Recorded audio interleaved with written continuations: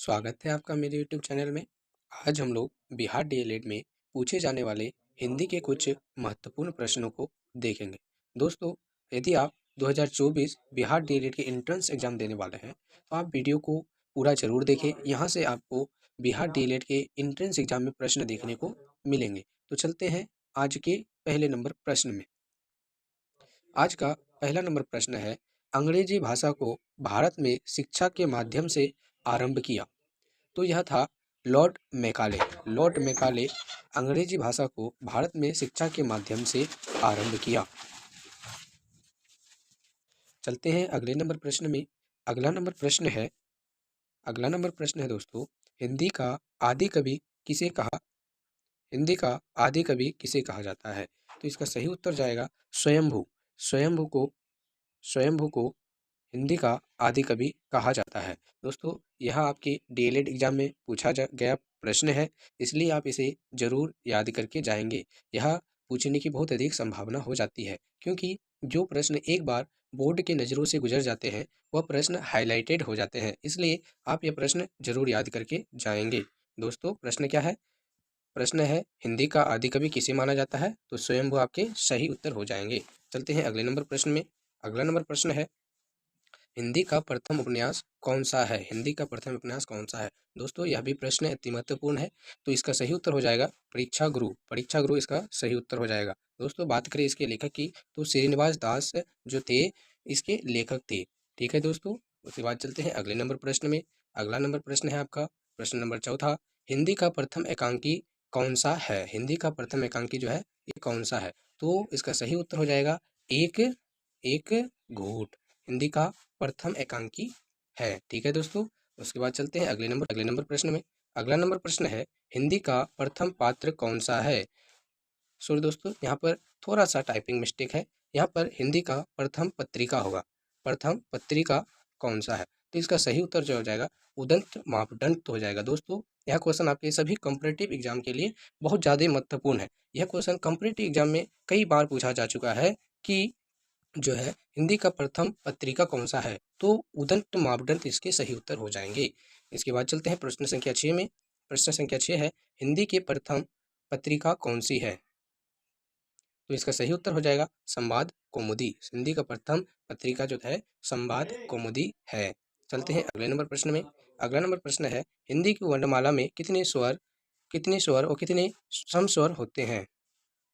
तो दोस्तों, इसका सही उत्तर हो जाएगा कि हिंदी की वर्णमाला में 11 जो होते हैं हमारे स्वर्ण होते हैं और 33 जो होते हैं सम स्वर होते हैं, यानी इसको हम लोग व्यंजन कह सकते हैं। तो दोस्तों, यदि बात करें कि वे कौन कौन से हैं, तो आप जानते होंगे कि हमारे ओ, आ, हर्सई, दुर्गई, हर्षऊ, दुर्गऊ और री। उसके बाद ए, ओ, औ, हमारे ये 11 जो हो जाते हैं ये स्वर वर्ण हो जाते हैं। और बच्चे वर्ण कौन कौन से 25 जो है वो 33 जो है वो सम स्वर अर्थात व्यंजन होंगे। वो कौन कौन से है दोस्तों। तो आप कोवर्ग जानते होंगे, कोवर्ग, चौवर्ग, टोवर्ग, टोवर्ग, पोवर्ग। ये 25 जो है स्पर्श वर्ण होते हैं। 25 स्पर्श वर्ण होते हैं। इन्हीं वर्ण ये 25 वर्ण और 4 होते हैं अंतस्थ वर्ण, जैसे यो, रो, लो, ओ।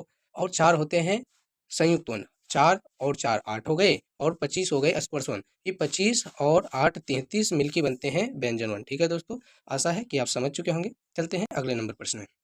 अगला नंबर प्रश्न है, हिंदी के किस समाचार पत्र में खड़ी बोली को मध्य देशी भाषा कहा गया है। तो इसका सही उत्तर हो जाएगा दोस्तों बनारस बनारस अखबार। बनारस अखबार में हिंदी को जो है खड़ी बोली को मध्य देशी भाषा माना गया है। ठीक है दोस्तों, चलते हैं अगले नंबर प्रश्न में।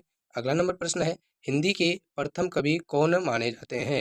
हिंदी के प्रथम कवि सिद्ध सरप्पा माने जाते हैं। यह 9वीं शताब्दी के कवि हैं और इसी को प्रथम कवि माना जाता है। चलते हैं अगले नंबर प्रश्न में। अगला नंबर प्रश्न है, हिंदी के प्रथम गद्यकार कौन है।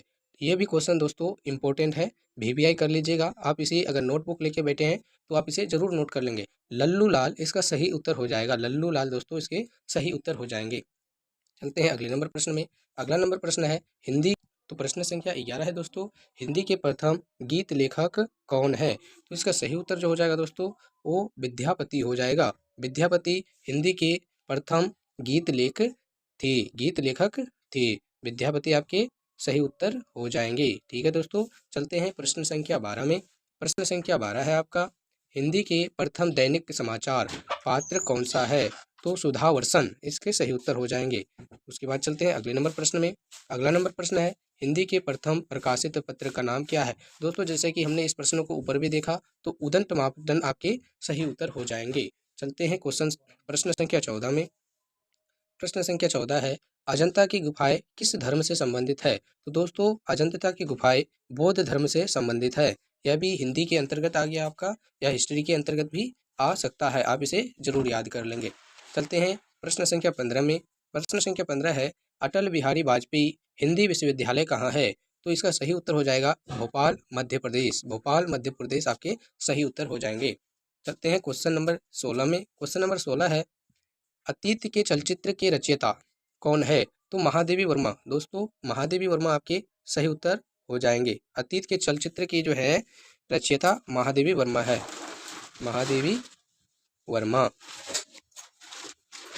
आपका अगला प्रश्न है प्रश्न संख्या 17, अपभ्रंश का वाल्मीकि किसे कहा जाता है? अपभ्रंश का वाल्मीकि किसे कहा जाता है? तो दोस्तों इसका सही उत्तर हो जाएंगे स्वयंभू। स्वयंभू को अपभ्रंश का वाल्मीकि कहा जाता है। चलते हैं प्रश्न संख्या 18 में।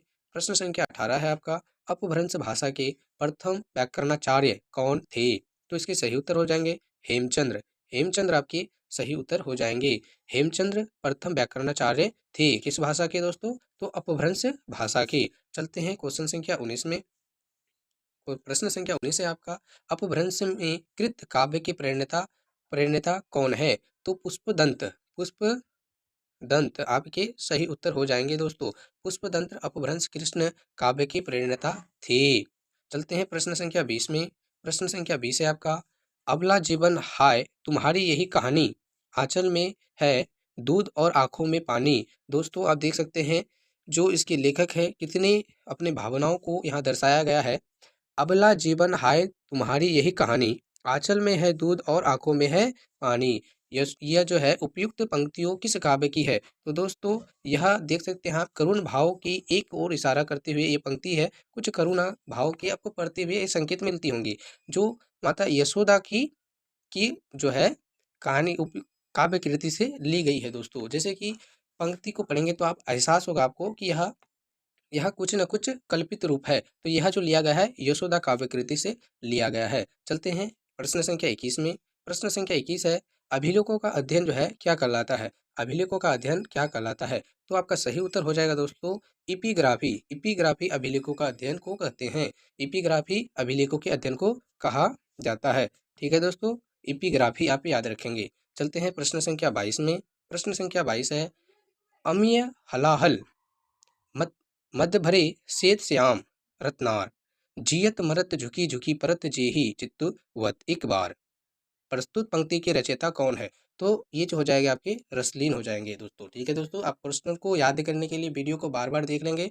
यदि आपको वीडियो अच्छा लग रहा है तो चैनल से हमारे जुड़े रहिए। इसके लिए आप चैनल को सब्सक्राइब कर सकते हैं। हमारे वीडियो को लाइक शेयर और आप इसे कमेंट के माध्यम से अपनी सूचनाओं को फीडबैक को हमें दे सकते हैं। यदि आपको कुछ त्रुटि लग रही है तो उसको आप कमेंट के माध्यम से हमें बता सकते हैं, हम उसको सुधारने की पूरी कोशिश करेंगे। चलते हैं अगले नंबर प्रश्न में।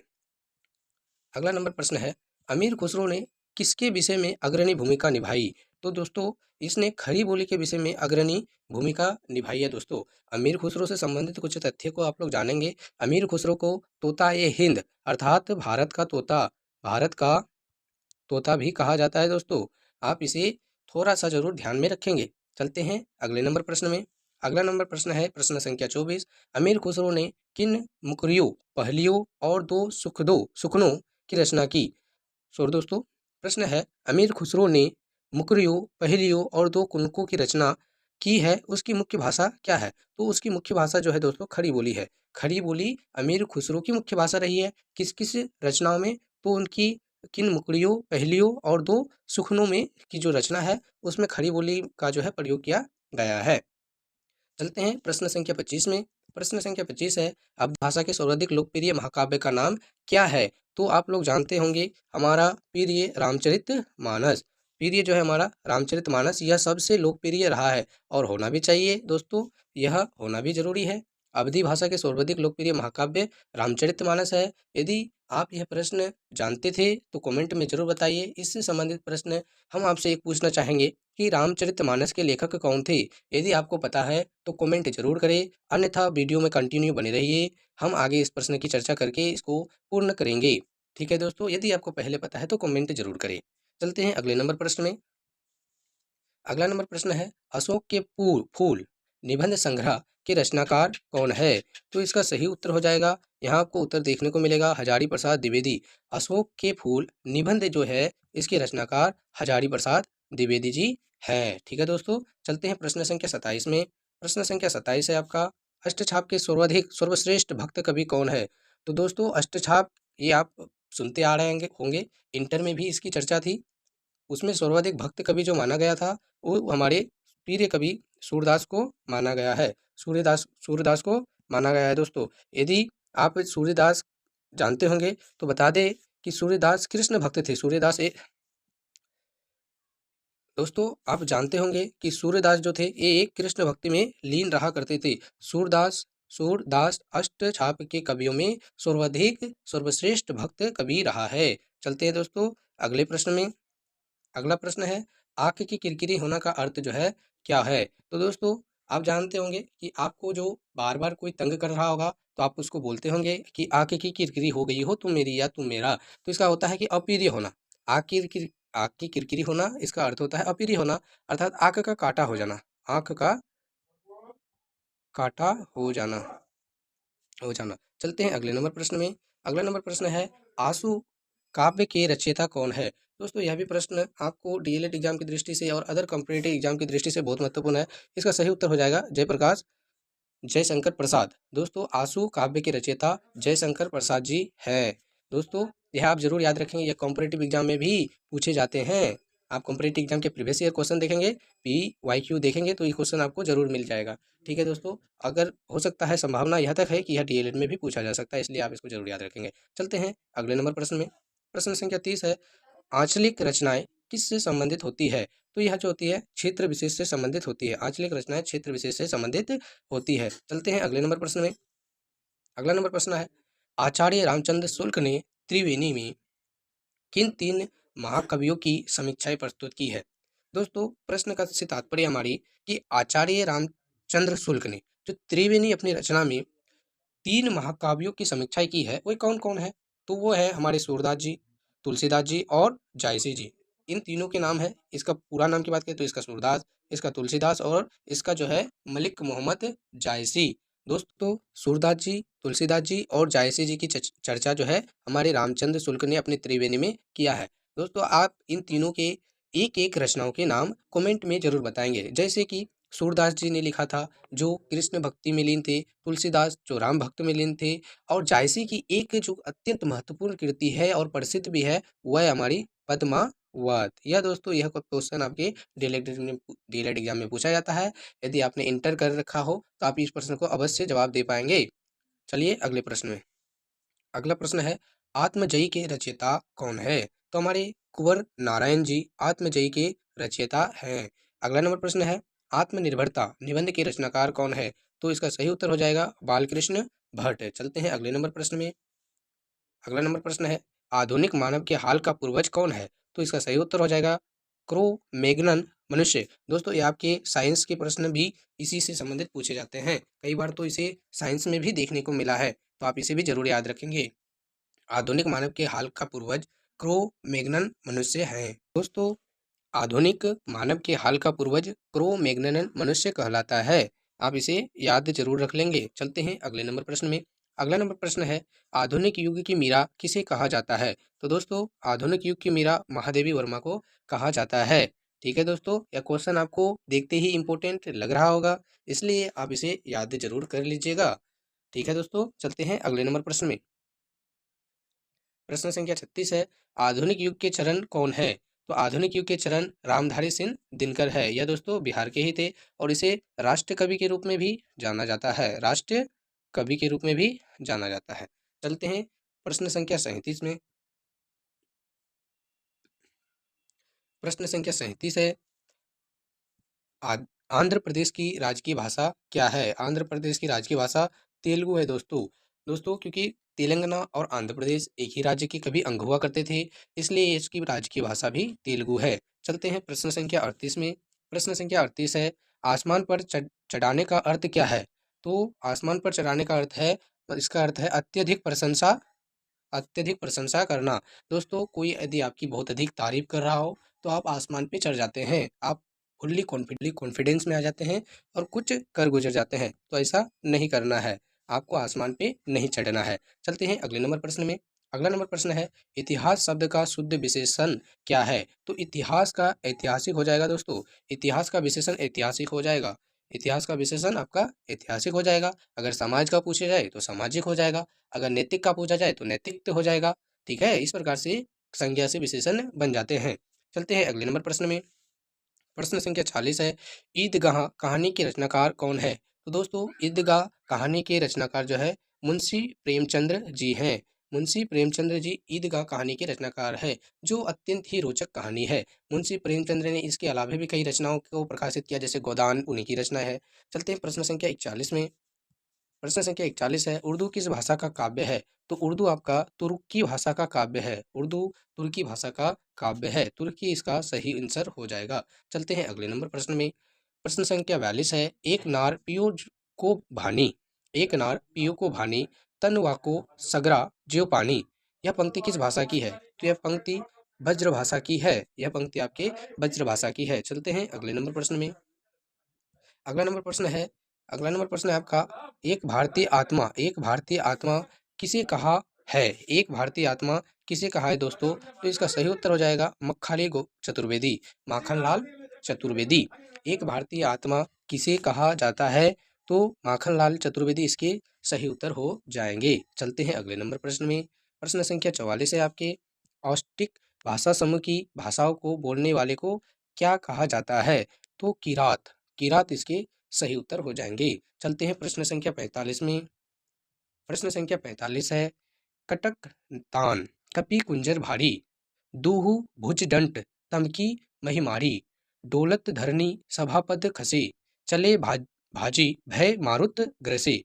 प्रस्तुत पंक्ति के रचयिता कौन है? तो इसके रचयिता की बात करें तो यह हो जाएंगे तुलसीदास, तुलसीदास इसका सही उत्तर हो जाएगा। दोस्तों यदि आपको हमारी वीडियो पसंद आ रही है तो वीडियो को लाइक ज़रूर करें, वीडियो को लाइक ज़रूर करें, अपने दोस्तों को शेयर करें वीडियो को, और कुछ अगर हमसे त्रुटि रह गई है तो कमेंट के माध्यम से आप उसे बता सकते हैं दोस्तों, ताकि अगली वीडियो में हम उसे सुधार सकें। ठीक है दोस्तों, और चैनल से इसी तरह के वीडियो आप अगर चाहते हैं तो चैनल पर बने रहिए, जिसके लिए आप चैनल को सब्सक्राइब कर सकते हैं, चैनल को सब्सक्राइब कर सकते हैं। चलते हैं कुछ और प्रश्नों को देखते हैं। प्रश्न संख्या 46 है, कठिन काव्य का प्रेत किस कवि को कहा जाता है? तो इसका सही उत्तर हो जाएगा केशव दास, केशव दास को कठिन काव्य का प्रेत कहा जाता है। चलते हैं अगले नंबर प्रश्न में। कथा सम्राट किसे कहा जाता है?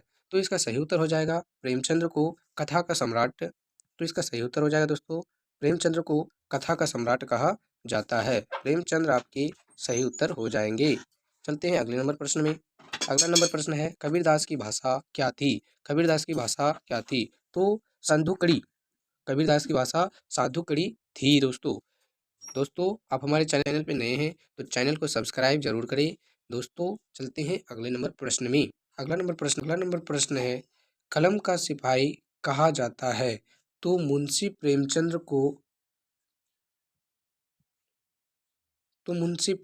को कलम का सिपाही कहा जाता है।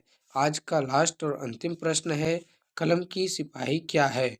तो कलम की सिपाही एक प्रकार की जीवनी है, कलम की सिपाही एक प्रकार की जीवनी है। ठीक है दोस्तों, मिलते हैं अगले वीडियो में, तब तक के लिए आपका तहे दिल से धन्यवाद। यदि आप नए हैं तो फिर एक बार से चैनल को सब्सक्राइब जरूर करें, इसके लिए मैं आपका आभार व्यक्त करता हूँ। मिलते हैं अगले वीडियो में। Thank you.